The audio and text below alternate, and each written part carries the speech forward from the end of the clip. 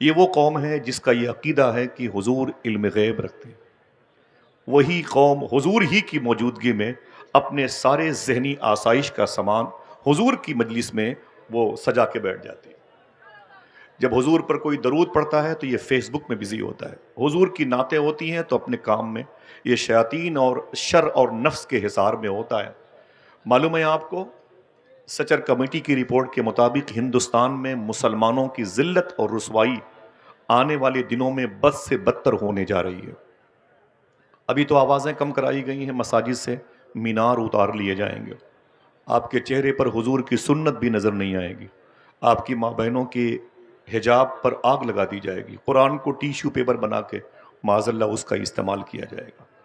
وجہ یہ ہے کہ ہم خاموش ہیں، وجہ یہ ہے کہ ہمیں جینا نہیں آتا، وجہ یہ ہے کہ حضور کے نام پر ہم سنجیدہ نہیں ہیں۔ رب کعبہ کی قسم، اگر کہو تو یہاں سے چل کے بغداد شریف حضور غوث پاک کی جعلی شریف پکڑ کے بتا دیں۔ میں الہ آباد میں تھا، 2 سال پہلے ایئرپورٹ پہ بیٹھا ہوا تھا تو میرے ایک دوست کا فون آیا تو رونے لگا ہوا، تو میں نے کہا کیا ہوا؟ تو اس نے ایک جملہ کہا تھا، آصف بھائی میں نے 2-3 دن پہلے خواب میں اللہ کے رسول کی زیارت کی۔ تو میں نے کہا کیا ہوا؟ تو اس نے کہا کہ میں نے کہا یہ بڑے کرم کی بات ہے، حضور نظر آ گئے، حضور نے تجھ پر کرم کیا۔ میں نے کہا کیا ہوا؟ تو اس نے کہا آصف بھائی میں ایک بات بتاتا ہوں۔ میں نے کہا کیا؟ میں نے کہا حضور کو میں نے روتے ہوئے دیکھا ہے، حضور کی اشک باری ظاہر تھی، آپ کی جو ریش مبارکہ ہے زقن شریف کے قریب داڑھی شریف یہ آنسوؤں سے تر تھی، تو میں حضور کی نالین پکڑ کے بیٹھ گیا۔ میں نے کہا سرکار مجھے معاف کر دیں، میری خطا کو معاف کر دیں، میری ماں میرے باپ کی خطاؤں کو معاف کر دیں، میری سستی تساہلی کو معاف کر دیں، آپ اگر مجھ سے ناراض ہیں تو سرکار معاف فرما دیں۔ آپ کے رونے کا سبب کیا ہے؟ تو اللہ کے رسول نے رو کر کے فرمایا تھا میرے رونے کا سبب یہ ہے میری امت مجھے یاد نہیں کرتی، میری امت مجھے بھول چکی ہے، میری امت اس وقت زمین پر میری بارگاہ میں درود خواں کی حیثیت سے حاضر نہیں ہوتی۔ روزانہ میری امت کے برے کارناموں کی فہرست فرشتے میرے سامنے لے کے آتے۔ ذرا سوچیں، جس ایک دادا کے 33 پوتے کربلا میں شہید ہوئے ہیں، مقصد کہ ارریہ کی زمین سے دین مصطفیٰ پہنچ جائے، آج اس حسین کے نام پہ صرف ہم کبھی طلب کے سبحان اللہ کہنے کے بعد کہتے ہیں، ورنہ ہمیں ان کے آرٹیکل ان کے قانون کے بارے میں کچھ علم نہیں۔ آج ہندوستان کی جیلوں میں جو چاہتا ہے آپ کو اٹھا کے پھینک دیتا ہے، جو چاہتا ہے آپ کی بہن بیٹیوں کی عزتیں لوٹ لیتا ہے، جو چاہتا ہے وہ آپ کے گھروں پہ بلڈوزر چلا دیتا ہے۔ اس مشکل مسئلے کا حل کیا ہے؟ آپ آئے ہوئے ہیں اعلیٰ حضرت سرکار کے نام کی کانفرنس میں، اگر میرا کوئی ہندو مذہب کا بھائی بھی یہاں پر آیا ہو تو میں اس سے گزارش کروں گا بیٹھو، حضور سب کے لیے حضور ہے اور وہ رحمت للعالمین بن کر کے آئے۔ آج میں تھوڑی دیر کی گفتگو میں بتاؤں گا کہ آپ کی مزید مستقبل میں ہندوستان میں ذمہ داری کیا ہے۔ آپ تو بہار اور جھارکھنڈ میں رہ کے چنئی اور دلی اور ممبئی چلے جاتے ہو، گھر میں ایک بوڑھی ماں آپ کی محبتوں کے لباس کو اپنے تکیے کے نیچے رکھ کے روتی ہے، آپ اس سے بات بھی نہیں کرتے ہو۔ آپ کے محلے کا امام قلیل تنخواہوں پر اپنے بچوں کا پیٹ پالتا ہے، آپ اس کی خبر بھی نہیں لیتے ہو۔ آپ کے علاقے میں مدارس اور مکاتب کی کیفیت کیا ہے؟ لیکن آپ ہیں کہ ہڈیاں کھا کے دوسروں کے دروازوں پر گوشت کی تصویریں لگا کے مسکراتے ہیں۔ کسی شادی میں چلے گئے تو شیر مال آپ اپنی انگلیوں میں لپیٹ کے سیلفی لے کر کے آپ گالیاں دیتے ہیں۔ چاول کے بڑے بڑے وہ ہوتے ہیں ڈھیلے، اس کو ہمارے جوتوں کے نیچے دیکھا جاتا ہے، ہم کھانے کی ڈش کا مذاق اڑاتے ہیں۔ میں آج تھوڑی سی بات کروں گا کہ آخر یہ مزاج تبدیل کیسے ہوا۔ وہ قوم جس کو راہ راست پر لوگوں کو لانے کے لیے پیدا کیا گیا تھا، آج وہ قوم خود راہ راست سے بھٹک کیسے گئی؟ نہ کوئی زور سے بولے گا، نہ کوئی نعرہ لگائے گا، ٹھیک ہے؟ ہمیں ان بزرگوں کی 1-1 روپے کی گاڑھی کمائی بھیک کے طریقے سے مانگتے ہوئے میں نے تصور میں دیکھا ہے، تب کہیں جا کے حضور کی مجلس سجی ہے۔ اس میں لاکھوں روپے صرف علماء کرام نے اپنے سفر کے صحبتوں کو جو ہے مکمل کرنے کے لیے خرچ کیا ہے، تب یہ حضور کی مجلس سجی ہے۔ آپ اسے عمر شریف کے ڈرامے کا اسٹیج نہ سمجھیں، آپ بیٹھیں ادب اور احترام کے ساتھ۔ آخر بات کیا ہے؟ آج دنیا میں سب سے زیادہ ہم پریشان، مشرقی ترکمانستان پر چائنا نے حملہ کیا ہے اور وہاں کی حالت دیگرگوں ہے، سوڈان پر وہاں کے بنام مسلمان لوگوں نے حملہ کیا، ان کی حالت دیگرگوں ہے، فلسطین کا رم اللہ، غزہ، خان یونس لٹ گیا، برباد ہو گیا۔ ہمیں شعور تک نہیں ہے صاحبو، ہماری باری ہے۔ لیکن ہم آپ سے پوچھتے ہیں اس میں اتر پردیش، بہار، جھارکھنڈ اور دہلی کی حکومتوں کا قصور کیا ہے؟ اگر ہم نے قصور نہ کیا ہوتا تو یہ سزائیں بن کے ہم پر مسلط نہ ہوتی۔ یہ ہماری خامیاں ہیں جو ان کی تصویریں آج آپ پوری دنیا میں دیکھ رہے ہیں ہندوستان کے حکمراں کی صورت میں۔ میں سنجیدگی سے تھوڑی سی بات کرتا ہوں۔ قرآن شریف میں ایک آیت کریمہ ہے، ان الدین عند اللہ الاسلام۔ اس کے معنی ماحصل نچوڑ ہوتے ہیں کہ بے شک اللہ کے نزدیک سب سے بہتر دین اگر کوئی ہے تو اسلام ہے۔ میں پھر سے ریورس کرتا ہوں، ان الدین عند اللہ الاسلام۔ اللہ کے نزدیک اگر کوئی دین ہے تو اونچی بولے کون سا ہے؟ اور کوئی بول سکتا ہے؟ ہاتھ اٹھا کے بولے کون سا دین ہے؟ اسلام۔ کون سا اسلام؟ وہ جس نے آپ کو قربانی میں گوشت کھانے کی دعوت دی ہے، جس نے اپنے گاؤں کے بزرگوں کی لاٹھیاں مسجد سے غائب کر کے ان کی نماز کی شاہراہ کو مذاق بنا دیا، جس نے اپنے بزرگوں پر پتھر مارا، جنہوں نے مسجد کے استنجا خانے کے لوٹے غائب کر دیے۔ بتائیں آپ، سادات کی توہین کی گئی، ناسبیت ہمارے سرشت میں داخل ہے، خارجیت ہماری علامت بن گئی ہے۔ بتائیں، مکتب اجڑ رہا ہے، اجڑنے دیجئے، لیکن میرے گھر کی در و دیوار کی خوشبو میں کہیں سے کمی نہ آئے۔ ہمیں برانڈ جوتے چپل چاہیے، اور مدرسے کا ایک طالب علم ننگے پیر میرے سامنے کھڑا ہے تو کھڑا رہنے دیجئے۔ میں آپ سے پوچھتا ہوں کون سا اسلام؟ ان الدین عند اللہ الاسلام۔ اللہ کہتا ہے بے شک میرے نزدیک، یعنی عند اللہ، اللہ کے نزدیک سب سے بہتر دین اگر کوئی ہے تو کوئی اور بول سکتا ہے؟ یہ دو تین بچوں کی آوازیں آتی ہیں، سمجھیے گا، اللہ کے نزدیک سب سے بہتر دین اگر کوئی ہے تو کون سا اسلام؟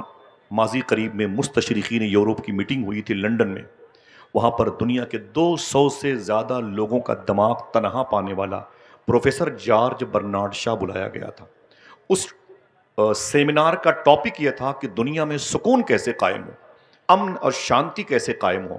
تو بڑے بڑے پروفیسر جو یہودی تھے، عیسائی تھے، سیکولرزم تھے، بودھزم تھے، جینزم تھے، لادینیت کے شکار تھے، شجر پرست تھے اور جبل پرست تھے، ارض پرست تھے اور فلک پرست تھے، اور زمین کو خدا، آسمان کو خدا کہتے تھے، وہ سب بلائے گئے تھے، اور کیمپس بھرا ہوا تھا، آدمی پہ آدمی چڑھا ہوا تھا، اور بڑے بڑے دماغ والے لوگ وہاں پہ بلائے گئے تھے، اور ٹاپک یہ تھا کہ دنیا میں سکون کیسے قائم ہو۔ ادھر دیکھیں بھائی جان صاحب، دنیا میں سکون کیسے قائم ہو؟ جب سب سے آخر میں جارج برنارڈ شاہ کا نمبر آیا، یہ نام یاد رکھنا، جارج برنارڈ شاہ کا، جیسے بیٹھا ٹیبل پر اور اس نے کہا کہ اب مجھے بولنا ہے، ٹاپک بولے دنیا میں سکون کیسے قائم ہو، تو اس نے کہا ایک کپ چائے لے کے آؤ۔ پروفیسر جارج برنارڈ شاہ کے لیے ایک کپ چائے لائے گی، اور جیسے اس کے ٹیبل پر خادم نے، نوکر نے چائے رکھی، تو اس نے کہا یہ چائے گرم ہے؟ اس نے کہا جی سر۔ کہا یہ چائے کب تک گرم رہے گی؟ یہ چائے کب تک گرم رہے گی؟ تو نوکر نے کہا بوس 5 سے 7 منٹ تک یہ چائے گرم رہے گی، اس کے بعد ٹھنڈی ہو جائے گی۔ کہا اس سیمینار کا ٹاپک کیا ہے، اس جلسے کا موضوع کیا ہے، ٹاپک کیا ہے؟ تو اس نے کہا سر اس کا موضوع ہے کہ دنیا میں سکون کیسے قائم ہو۔ کہا چائے کتنی دیر تک گرم رہے گی؟ کہا 5 سے 7 منٹ تک۔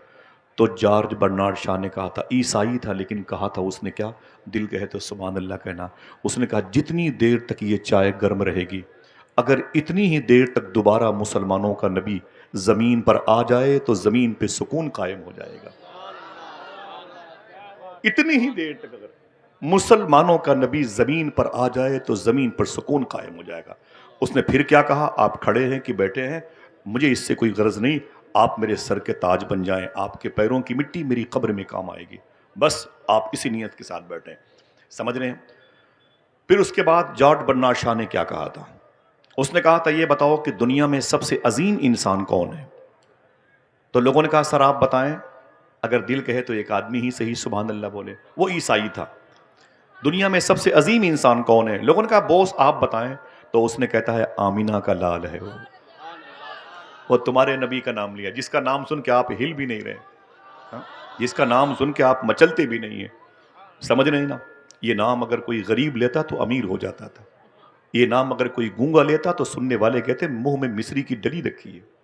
ایک ہم ہے کہ جس نبی کے نام پر چل کر کے آ گئے، اس نبی کے نام پہ سبحان اللہ بھی نہیں کہتے، ہاں؟ وہ عیسائی ہو کر کہتا ہے کہ دنیا میں اگر کوئی سب سے بہتر، اے آئی سے پوچھو تو بتائے گا، دنیا میں سب سے اچھا آدمی اگر کوئی ہے تو آمینہ کا لال ہے۔ عیسائی ہو کر کے عیسیٰ علیہ السلام کا نام نہیں لیا، ذوالکفل کا، یوشع بن نون کا نام نہیں لیا، صالح اور ہود کا نام نہیں لیا، سلیمان اور عیسیٰ اور یعقوب اور یوسف کا نام نہیں لیا، نام لیا تو رسولوں کے سردار کا لیا۔ اس نے دوسرا سوال کیا، یہ بتاؤ کہ دنیا کی سب سے عظیم کتاب کون سی ہے؟ لوگوں نے کہا بوس آپ بتائیں۔ تو وہ کہتا ہے دنیا کی سب سے عظیم کتاب اگر کوئی ہے تو وہ قرآن ہے۔ کوئی ایک آدمی ہاتھ اٹھا کے بولے کون سی کتاب؟ دل سے بولے کون سی کتاب؟ قرآن ہے۔ اس نے کسی بائبل کا نام نہیں لیا۔ اس نے تیسرا اور آخری سوال کیا، یہ بتاؤ کہ دنیا میں سب سے اچھا مذہب، سب سے اچھا دھرم کون سا ہے؟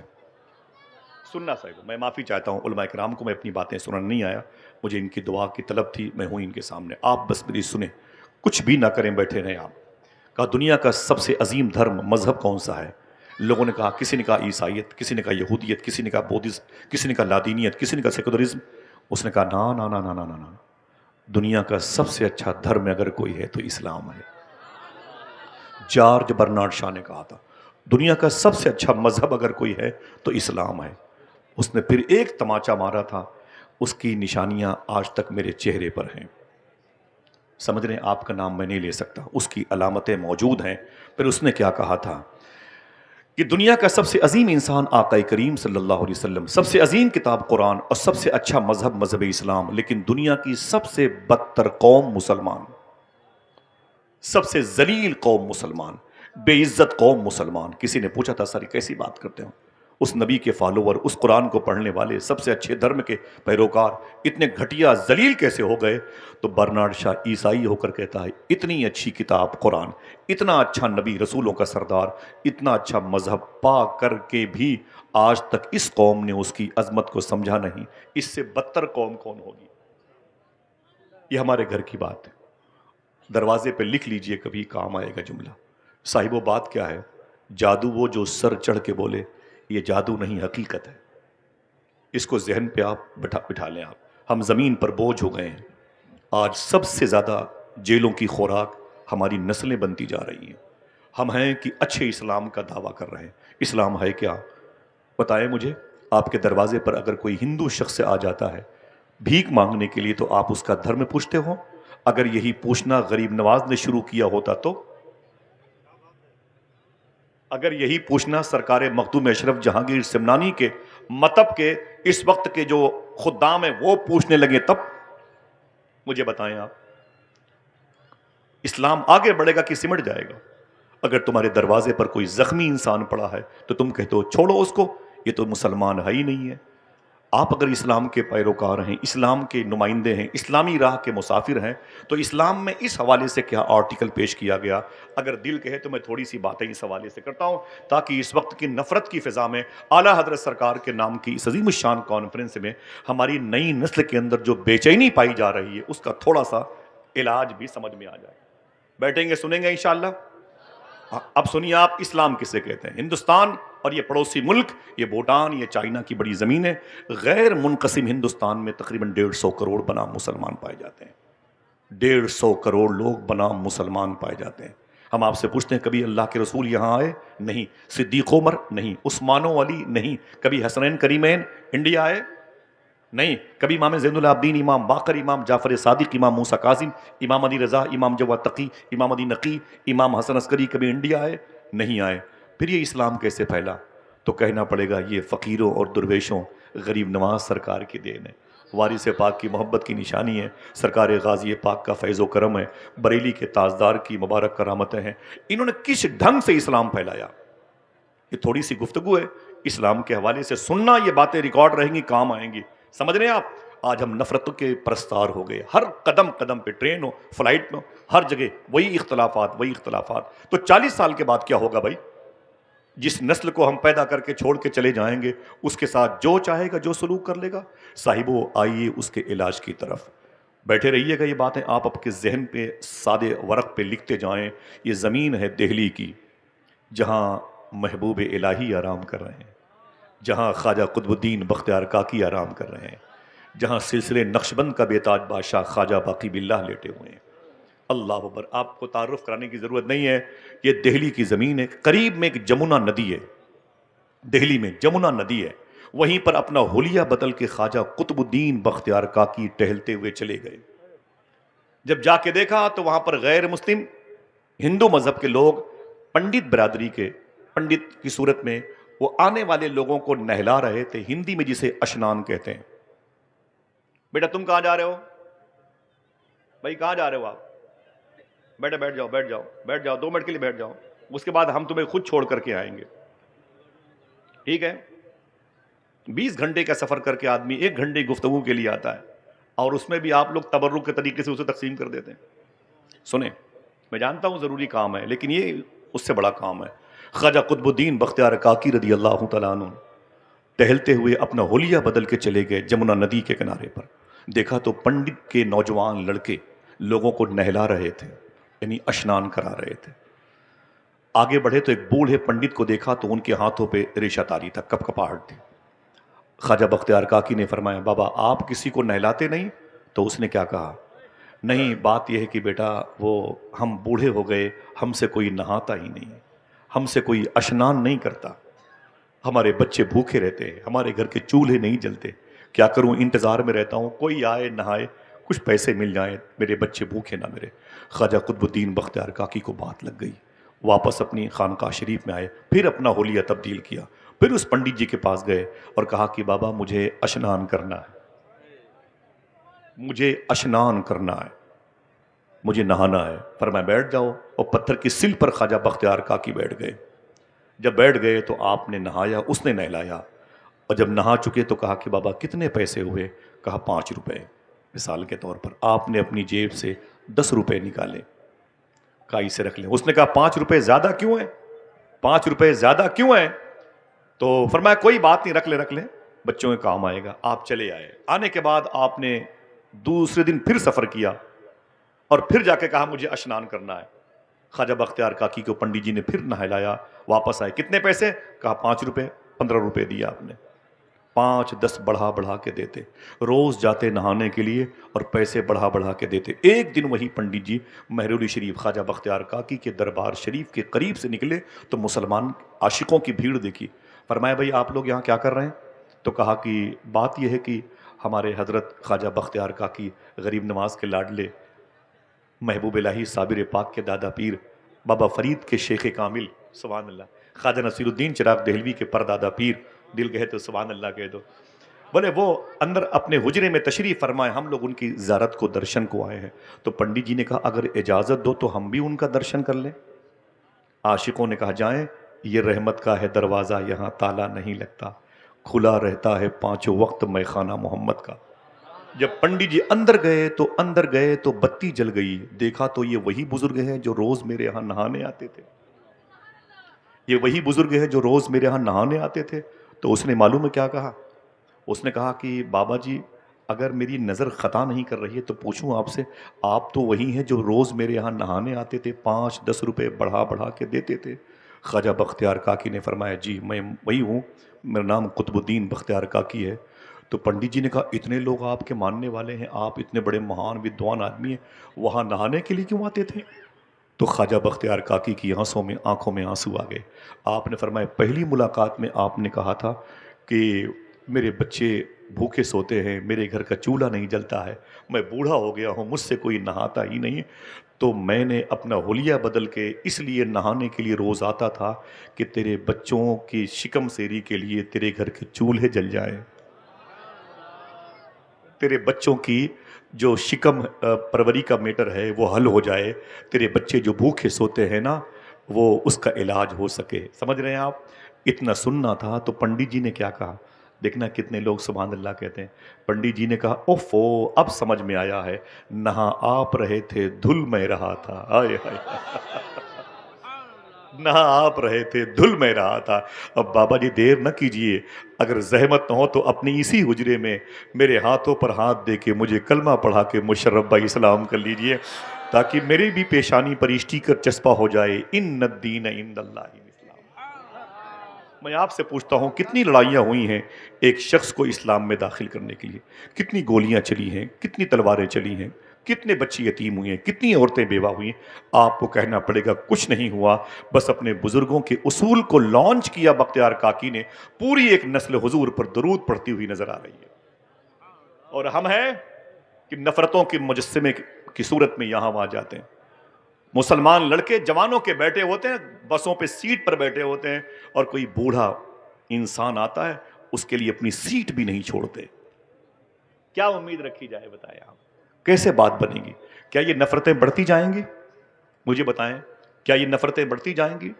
آپ کو غریب نواز کو پڑھنا پڑے گا. اعلیٰ حضرت کی کانفرنس اس وقت ہوئی جب ہندوستان میں غریب نواز کی عظمتوں کے جلووں کے علم نصب ہوئے. غریب نواز سرکار کا سسٹم کیا تھا جو ہندوستان میں 90 لاکھ لوگوں نے حضور کی غلامی اختیار کی؟ کبھی سنا آپ نے؟ ہاں، مسلمانوں کے بچے غیر مسلم لڑکیوں کے ساتھ، مسلمانوں کی لڑکیاں ہندو مذہب کے لڑکوں کے ساتھ، یہ کیا ٹریجڈی ہے بھائی؟ ہاں، خنزیر کا گوشت کھانے والوں کے سامنے درود پڑھنے والی بچیاں راتیں گزارتی ہیں. کبھی سوچا نہیں آپ نے؟ یہ کون سا دھرم دے کے بیٹھے ہوئے اپنے بچوں کو؟ آپ نعرہ لگانے کے لیے آئے ہوئے ہیں کہ بریانی کھانے کے لیے آئے ہوئے ہیں؟ تبصرے کرتے ہیں بھائی ان کو جو پڑھ رہے ہیں تقریر کر رہے ہیں نا، یہ نا وہ تو میں نے مشورہ دیا تھا، ورنہ حالانکہ ان کی تاریخ نہیں ملی، ورنہ وہ تو اور جماتا ہے. کمزور پڑ گیا نعت خواں یا خطیب تو بولتے ہیں یار کتنے پیسے میں آیا ہے. مطلب ہم کو لفظوں کی غرض و غایت سے کوئی سروکار نہیں. یہاں باتیں کیا ہو رہی ہیں؟ اللہ کے رسول صلی اللہ علیہ وسلم پر نازل ہونے والی کتاب جو سب سے عظیم کتاب ہے، آپ نے اس کتاب کو اہمیت نہیں دی. میں معافی چاہتا ہوں آپ کو. 17 مرتبہ سائنسدانوں نے، انگریزوں نے چاند پر جانے کی کوشش کی تھی، جس قرآن کو آپ نے ہلکے میں لے لیا ہے. 17 مرتبہ انگریزوں نے کوشش کی تھی چاند پر جانے کی اور نہیں جا پائے. 18ویں مرتبہ جب چاند پر نیل آرمی اسٹرانگ آج سے تقریباً 65 سال پہلے گیا اور واپس آیا، نیل آرمی اسٹرانگ، اس سے پوچھا گیا اس سے پہلے بڑے بڑے سائنسدانوں نے بڑی کوشش کی تھی اور چاند پر نہیں گئے، جانے کی کوشش کی، ڈراپ ہو گئے، تم کیسے پہنچ گئے؟ اگر دل کہے تو بولنا. اس نے کہا قرآن پڑھ کے گیا ہوں. وہی قرآن جو ہمارے یہاں مسجد میں رکھا ہوا ہے. مائک غائب ہو گیا مسجد سے، ہارن غائب ہو گیا مسجد سے، کبھی قرآن غائب نہیں ہوا. سمجھ رہے ہیں آپ؟ کبھی قرآن غائب نہیں ہوا. قرآن شریف رکھی ہوئی ہے 40 سال کے جزدان میں لپٹی ہوئی، چھپکلی کے بیٹ اوپر حاوی ہیں. مسلمانوں کے بچے آج فلاں ڈھابے پہ وہاں کی چکن چلی بڑی مشہور ہے، وہاں کا شیرمال بڑا مشہور ہے، یہی کرتے رہ گئے. بابا فرید گنج شکر رضی اللہ تعالیٰ عنہ سے کسی نے کہا کہ حضور میں آپ کی تقریر بہت سنتا ہوں لیکن باتیں اثر نہیں کرتی ہیں. بابا فرید نے کہا ایک کام کر. کہا کیا؟ تیرے محلے میں کوئی مسجد ہے؟ کہا جی حضور. کہا اس میں جھاڑو لگایا کر. کہا اس سے کیا ہوگا؟ کہا تو خدا کے گھر کو صاف کرے گا، خدا تیرے دل کو صاف کر دے گا. بیٹھا ہوا چکن چلی کھانے کے چکر میں محلے کی مسجد پر چھپکلی نے قبضہ کر رکھا ہے.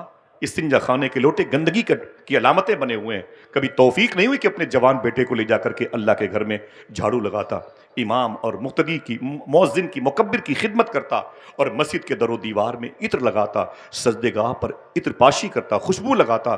جب کوئی نمازی مسجد میں آتا 3 مرتبہ کہنے کی نیت سے سجدے میں جاتا، سبحان ربی الاعلی، اسے خوشبو ملتی، تسبیح وہ بڑھاتا، ثواب اس کے کھاتے میں آ جاتا. نہیں سمجھ میں آیا؟ ہمیں دین سمجھ میں نہیں آیا. میں معافی چاہتا ہوں، مجھے بہت افسوس ہوتا ہے کبھی کبھی جو کھانا کھاتا ہوں نا الٹی ہونے لگتی ہے جب میں مسلمانوں کی ذبح دیکھتا ہوں. تو سمجھ رہے ہیں آپ؟ ابھی میں سید انس حاتمی میاں شاہ صاحب تھے جھانسی کے قریب میں، مائک پر تھے تو رونے لگے. بولے آصف بھائی ایک مسلمان کا لڑکا ابھی دوسرے فلور سے گر کر کے زمین پہ وہ مر گیا، سر پھٹ گیا. لوگوں نے اس کی لاش کو اٹھایا تو اس کے منہ سے شراب کی بدبو آ رہی تھی. یہی تک بس نہیں، خدا کی قسم. بولے اس کے باپ کو فون کیا گیا، اس کے بھائی کو ٹیلی فون کر کے بلایا گیا تو معلوم ہے، بولے جب باپ آیا، جب بھائی آیا تو جوان بیٹے اور جوان بھائی کی لاش کے قریب جیسے دونوں پہنچے ہیں، دونوں شراب کے نشے میں تھے. دل کے پھپولے جل اٹھے سینے کے داغ سے، اس گھر کو آگ لگ گئی گھر کے چراغ سے. صاحبوں کہاں جائیں گے آپ اتنی بڑی آبادی لے کر کے؟ بنگلہ دیش ہو کہ نیپال ہو کہ بھوٹان ہو کہ لاہور ہو اسلام آباد ہو، مجھے اس سے کوئی سروکار نہیں ہے، آپ کہیں بھی جائیں، لیکن جہاں جائیں کم سے کم مختومہ فاطمہ کے بابا کا دین تو لیتے جائیں. کبھی کسی امام کو 100 روپے دے کے پوچھا آپ نے کہ اسلام کسے کہتے ہیں، جس کے بارے میں اللہ کہتا ہے یہ سب سے بہتر مذہب ہے؟ مجھے بتائیں 200 کلومیٹر دور سے آئے ہیں، پیسے آ گئے تو اتنا زوم کہ سادات کی توہین ہونے لگی، پیسے آ گئے تو امام کے پھٹے ہوئے لباس کا مذاق اڑایا گیا، پیسے آ گئے تو جلسے جلوس کرنے والوں پہ طنز کے پتھر برسائے گئے. پہلے کے دور میں پتھر پیسے تھے لیکن ان کے اندر تکبر نہیں تھا، ان کے اندر جاہلیت آوارگی نہیں تھی. معلوم ہے ایک مدینہ شریف میں ایک صاحب تھے، ان کے پاس بھی پیسے تھے. اگر کہو تو تھوڑی سی چھوٹی سی کہانی بتا دوں، نہ کوئی نعرہ نہ کوئی ہنگامہ. سن لیں میری بات، میرے لیے سب سے بڑی بات ہے. میں نے بتایا تھا مخدوم بھائی سے کہ میرے لیے سب سے بڑی بات ہے لوگ میری بات کو سن لیں. میں ایک مسافر آدمی ہوں، آج یہاں ہوں کل چلا جاؤں گا، پتہ نہیں زندگی کی کون سی رات میری آخری ہے. سمجھے شاعر نے کہا تھا زندگی میں بھی مسافر ہوں تیری کشتی کا، تو جہاں مجھ سے کہے گی میں اتر جاؤں گا. سمجھ رہے ہیں؟ مولا علی فرماتے ہیں انسان ایک دن ہے سے تھے ہو جائے گا، اس میں ہم بھی شامل ہیں. دعا کرو کہ آخرت کی تیاری کا اللہ جذبہ عطا فرمائے. ان کا نام تھا، مدینہ شریف کے تھے، ان کا نام تھا عبد الرحمن فرخ. کیا نام تھا؟ آواز نہیں آئی؟ اور اونچی آواز. فرخ بولے. کل چائے پینے کے ارادے سے مت جائیے کسی ہوٹل میں، چائے پلانے کی نیت سے جائیے گا، یہ باتیں بتانے کی نیت سے جائیے گا. ان کا نام تھا عبد الرحمن فرخ. پھر سے بولے کیا نام تھا؟ مدینہ شریف میں بیوی کے پیٹ میں محبت کی نشانی یعنی اولاد بیوی کے پیٹ میں تھی. اب اپنی بیوی کے پاس آئے، بولے تیرے شکم میں میری محبت کی نشانی موجود ہے. دیکھیں انہوں نے اسلام کو کیسے لانچ کیا. دیکھیں آپ، بیوی کے پیٹ میں محبت کی نشانی ہے. ایک بچہ پل رہا تھا پیٹ میں، بیوی کے پاس آئے، بولے تیرے شکم میں میری محبت کی نشانی ہے. بولے کہنا کیا چاہتے ہو؟ بولے اے میری بیوی میں مدینہ شریف سے باہر جانا چاہتا ہوں. بولے مقصد؟ بولے بزنس. بولے کہنے کے لیے کیا؟ تو بیوی سے شوہر عبد الرحمن نے کہا تیرے پاس میرے 30,000 روپے یہ ہیں، اسے رکھ لے. کتنے؟ 30,000 روپے اسے رکھ لے. تو شیخ عبد الرحمن فرخ کے پیسے بیوی نے رکھ لے. بولے کیا کرنا ہے؟ بولے ڈیلیوری میں اگر تکلیف ہو تو کچھ پیسے لگا دینا، زچہ بچہ کی سلامتی رہے. اور گھر بوسیدہ ہو چکا ہے، اگر گرنے کی پوزیشن پہ ہے تو کچھ پیسے گھر میں لگا دینا. اگر ڈیلیوری نارمل ہو جائے، گھر میں ضرورت نہ پڑے تو پورے پیسے کتنے تھے سنبھال کے رکھنا. آؤں گا تو پائی پائی کا حساب لوں گا. عبد الرحمن فرخ نے بات کی، آؤں گا تو پائی پائی کا حساب لوں گا. چلے گئے مدینہ شریف سے باہر. 22 سال کے بعد لوٹے. جوانی غائب ہو چکی تھی اور بڑھاپے کی دہلیز پر کھڑے تھے لڑکھڑاتے ہوئے. جیسے ہی مدینہ شریف میں داخل ہوئے آنکھوں سے آنسو آ گیا. حضور کا شہر دیکھا تو آئے ہائے. گئے ہیں مدینہ شریف، کبھی جانے والوں کو دیکھ کے تڑپا بھی ہے. اے مدینہ جانے والو مجھ کو بھی لیتے چلو، اے مدینہ جانے والو مجھ کو بھی لیتے چلو. کارواں میں کیا غبارے کارواں ہوتا نہیں، کارواں میں کیا غبارے کارواں ہوتا نہیں. گھروں میں لیٹرنگ کے ٹائلز اٹالین کے لگے ہوئے ہیں، جرمنی سے ماربل آ گیا، مکرانہ سے پتھر لگے ہوئے ہیں، لیکن آج تک حضور کا شہر نہیں دیکھا. آج تک مدینہ شریف دیکھنے کا جذبہ نہیں پیدا ہوا. کیا کرے گا اتنی دولتیں کما کے میرا بھائی؟ جلسوں میں تنقید کرتے ہیں اتنے پیسے کیوں خرچ کیے گئے؟ حضور کے نام پہ خرچ کیے گئے. حضور عطا کرنے والے ہیں. سنیں عبد الرحمن فرخ کہتے ہیں میں 22 سال کے بعد لوٹا تو میں اجڑ گیا تھا، بوڑھا ہو گیا تھا. مدینہ شریف میں قدم رکھا تو حضور کی یاد آئی، میری آنکھیں بھر آئیں. یہ وہی شہر ہے جس شہر میں حضور چلتے تھے. یہ مدینہ ہے سر کے بل چلیے، اس زمین پر حضور چلتے تھے. کہتے ہیں کہ میں آگے بڑھا تو میں نے کہا میری بیوی پتہ نہیں ہے کہ مر گئی، میرا گھر ہے کہ اجڑ گیا، میری آنے والی نسلیں تھیں کہ ختم ہو گئی، پتہ نہیں کہاں ہے. کہیں جانے سے تو بہتر ہے کہ پہلے حضور کی بارگاہ میں حاضری دے لی جائے. بہت بہت شکریہ، بیٹھ جائیں. کہیں جانے سے تو بہتر ہے کہ پہلے دربار مصطفیٰ کی حاضری مقصود وہاں چلے جائیں. ان کا نام میں نے کیا لیا؟ بات کریں، مجھ سے بات کریں. کیا لیا؟ عبد الرحمن فرخ. بہت بہت شکریہ. بھائی بیٹھ جائیں، بھائی جان بیٹھ جائیں. آپ بھائی بیٹھ جائیں، قسطنطنیہ کی دیوار بنے ہوئے ہیں. میں آپ سے کہہ رہا ہوں بیٹھ جائیں بھائی، بیٹھ جائیں بیٹھ جائیں بیٹھ جائیں. سنیں عبد الرحمن فرخ. ادھر دیکھیں بھائی، ادھر دیکھیں ادھر دیکھیں ادھر دیکھیں. آپ کا بہت بہت شکریہ، آپ بیٹھیں، آپ سکون سے. کوئی ضروری کام ہو تو کریں، یہ وقت بہت قیمتی ہے. اسے ساعت مستجاب کہتے ہیں، یہ دعاؤں کی قبولیت کی جگہ. یہی ذکر مصطفیٰ کی جو بہاریں ہیں نا، ہمارے ان علماء کرام کو خود کفیل کریں گے انشاءاللہ. اس علاقے کو باغ و بہار میں تبدیل کریں گے، چراغ سے چراغ جلے گا. عبد الرحمن فرخ کہتے ہیں میں گھر نہیں گیا، سیدھے روضے مصطفیٰ کے قریب آیا، مزار مصطفیٰ کے قریب گیا، خوب رویا. میں نے کہا سرکار مجھے معاف کر دیں، میں نے اپنی زندگی کے 22 سال بزنس میں خرچ کر دیے، ہماری صبحیں ہماری شامیں آپ کی بارگاہ میں گزرتی تھیں. سرکار معافی چاہتا ہوں، میں 22 سال آپ کے شہر سے دور رہ کے زندگی کے خرچ کر کے آ گیا ہوں، حضور میری خطا کو معاف کریں. حضور کی بارگاہ میں رویا، دل کو سکون ملا. جیسے میں باب فاطمہ سے نکلا، میں نے سوچا کہ اصحاب صفہ کے چبوترے سے ہو کے حضور کی مسجد میں جاؤں. میں نے کیا دیکھا کہ حضور کی مسجد عاشقان حضور سے کھچا کھچ بھری ہوئی ہے. حضور کی مسجد حضور کے غلاموں سے بھری ہوئی ہے. میں نے غور سے دیکھا تو حضور کے منبر پہ حضور کا ایک عاشق حضور کے شہر میں حضور کے عاشقوں کے سامنے حضور کی مزار پاک کے قریب حضور کی باتیں کر رہا ہے۔ عبد الرحمن فروخ کہتے ہیں جہاں جگہ ملی بیٹھ گیا۔ میں 20-22 سال کا کڑیل جوان ایک لڑکا، ابھی داڑھی کے بال بھی ذقن کے اوپر نہیں آئے تھے، ابھی تو اس کی پیشانی پر خوب انوار و تجلیات کی بارش نے اسٹیکر بنا کے اپنے قبضہ کیا تھا، ابھی زیادہ زندگی کی بہاریں اس نوجوان محدث مدینہ نے گزاری نہیں تھی، لیکن جب وہ بات کرتا تھا تو واہ محمدہ کے نعرے لگتے تھے، جب وہ حضور کی باتیں کرتا تو لوگ اپنے کلیجے پکڑ لیتے تھے، اور حضور کے نام پر حضور کی بارگاہ میں چیخ و پکار کی فضا قائم تھی، ہر کوئی ماتم کر رہا تھا، ہر کوئی ہجر مصطفیٰ میں تڑپ رہا تھا، آنکھیں اشکبار ہوتی چلی گئیں، لوگ روتے رہے اور وہ حضور کی باتیں کرتا رہا۔ عبد الرحمن فروخ کہتے میں بھی روتا رہا اس کی تقریر پر، اس قدر زود اثر اس کی باتیں تھی، دلوں پر اثر کرتی تھی، میں بھی تڑپتا رہا عاشقوں کے بیچ میں۔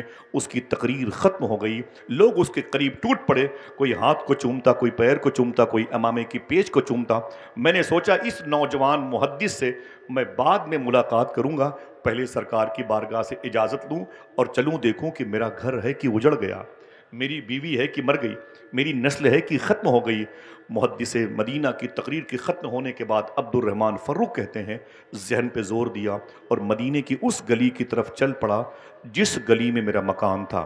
کچھ بھولی بسری یادیں مجھے مطمئن کرتی رہیں۔ آگے گیا تو ایک دروازہ مجھے بوسیدہ ملا، میری نظر نے خطا نہیں کی، بس یہ میرا گھر آ گیا۔ میں نے دروازے پہ دستک دی تو اندر سے ایک بوڑھی عورت نکل کے آئی، اس نے مجھے دیکھا، میں نے اسے دیکھا، میں نے اسے سلام کیا، اس نے میرے سلام کا جواب دیا۔ اس نے کہا آپ کون؟ تو میں نے کہا آپ کون؟ تو اس نے کہا کہ میں عبد الرحمن فروخ کی بیوی ہوں۔ آپ کون؟ بولے میں عبد الرحمن فروخ ہوں۔ نگاہوں نے نگاہوں کو پہچان لیا۔ اصولوں پر جو آنچ آئے تو ٹکرانا ضروری ہے، جو زندہ ہو تو پھر زندہ نظر آنا ضروری ہے۔ تھکے ہارے پرندے جب بسیرے کے لیے لوٹیں تو سلیقہ مند شاخوں کا لچک جانا ضروری ہے۔ اس عورت نے دیکھا تو اپنے شوہر کو قدموں پہ گر گئی اور پھر اپنی آنکھوں سے شکر کے سجدے ادا کیے۔ اے میرے مولا میرا سہاگ سلامت ہے، اے میرے مولا میرا سر تاج سلامت ہے، اے میرے مولا میرے سر کا تاج سلامت ہے، اے میرے مولا میرا مستقبل موجود ہے، بوڑھا ہے تو کیا ہوا، آ گیا میرے گھر پہ میری بہار بن کے۔ میں تو سمجھ رہی تھی میں بیوہ ہو گئی، لیکن میرے شوہر کو تو نے باقی رکھا ہے، اے ہمیشہ باقی رہنے والے۔ شکر کے سجدے ادا کیا، اندر گھر پہ لے گئی، آئی بیٹھی۔ اتنے سالوں کے بعد آپ آئے ہیں، بیوی خوش تھی، در و بام خوش تھے، در و دیوار خوش تھے، گھر کے برتن بھی آپس میں مسکرا رہے تھے۔ بیوی نے جلدی سے اپنے شوہر کے لیے روٹیاں بنائیں، جیسے عبد الرحمن فروخ کھانے کی شروعات کی، ابھی ایک لقمہ ہی اپنے منہ کے وسیلے سے اپنے شکم میں اتارا تھا۔ بولے بیوی ادھر آؤ۔ بیوی نے کہا کیا بات ہے؟ کہا تیرے پیٹ میں 22 سال پہلے ایک میری محبت کی نشانی تھی، وہ کیا ہو گئی؟ وہ کیا ہو گئی؟ تو بولے آپ سکون سے کھانا تو کھا لے۔ کھانا کھانے لگ گئے۔ پھر کیا بولے؟ گھر تو ویسے ہی ہے جیسے چھوڑ کے گیا تھا۔ وہ کتنے؟ ہاں دیکھو یہ پیسے ہیں تو یاد ہے لوگوں، کتنے؟ بولے وہ 30,000 روپے کیا ہوئے؟ کیا ہوئے؟ تو کہا سکون سے کھانا کھا لو، پائی پائی کا حساب دیتی ہوں، پہلے سکون سے کھانا تو کھا لیں۔ شیخ عبد الرحمن فروخ کہتے ہیں میں کھا رہا تھا، اچانک مجھ کو حضور کی مسجد کے منبر کے خطیب محدث مدینہ وہ 20-22 سال کا جوان یاد آیا۔ میں نے کہا بیٹھ بیٹھ۔ بولے کیا ہوا؟ میں نے کہا ابھی میں حضور کی بارگاہ سے ہو کے آ رہا ہوں، ایک بچے کو میں نے تقریر کرتے ہوئے دیکھا، اس کی تقریر دل پر اثر کر رہی تھی، اس کی باتیں دلوں کو روشنی دے رہی تھی، اس کی باتیں دلوں کو مستنیر کر رہی تھی، اس کی باتیں فکر کو مسلمان کرتی تھیں، اس کی باتیں سوچ کو مسلمان کرتی تھیں، اس کی باتوں سے حضور کی محبت کی خوشبو آتی تھی۔ اہل مسجد نبوی تڑپتے تھے، روتے تھے، بلکتے تھے، حضور کا نام سن کے واہ محمدہ کے یا رسول اللہ کے نعرے لگاتے تھے۔ یہ کون ہے؟ تو بیوی نے کہا پہلے سکون سے کھانا تو کھا لیں۔ ابھی کھانا کھا ہی رہے تھے، گلی سے نعرے کی آواز آئی، مثال کے طور پر نعرے تکبیر، نعرے رسالت، ہٹو بچوں کی آواز آئی تو دسترخوان سے اٹھے عبد الرحمن فروخ اور دروازے کے قریب آئے۔ دروازہ کھولا اور دیکھا تو وہی محدث مدینہ 20-22 سال کا کڑیل جوان ان کے گھر کی گلی سے گزر رہا تھا۔ بولی آواز دی، بولے اے میری بیوی جلدی جلدی باہر آ جا۔ وہ بیوی بھی آ گئی۔ کہا دیکھ ابھی میں نے جس نوجوان کی بات کی ہے نا اپنی گلی سے گزر رہا ہے، جس محدث مدینہ کی بات کی ہے دیکھ اپنے دروازے سے گزر رہا ہے، دیکھ لے اس کی پیشانی کتنی چمکدار ہے، وہ ماں کتنی پاکیزہ ہوگی جس نے 9 مہینے اسے اپنے پیٹ میں رکھا ہوگا، وہ باپ کتنا خوش قسمت ہے کہ جس کی محبت کی نشانی یہ ہے۔ ماں باپ کا یہ بڑھاپے کا سہارا بنے نہ بنے، لیکن میرا دل کہتا ہے اے میری بیوی یہ اپنے ماں باپ کی مغفرت کا سامان ضرور بنے گا۔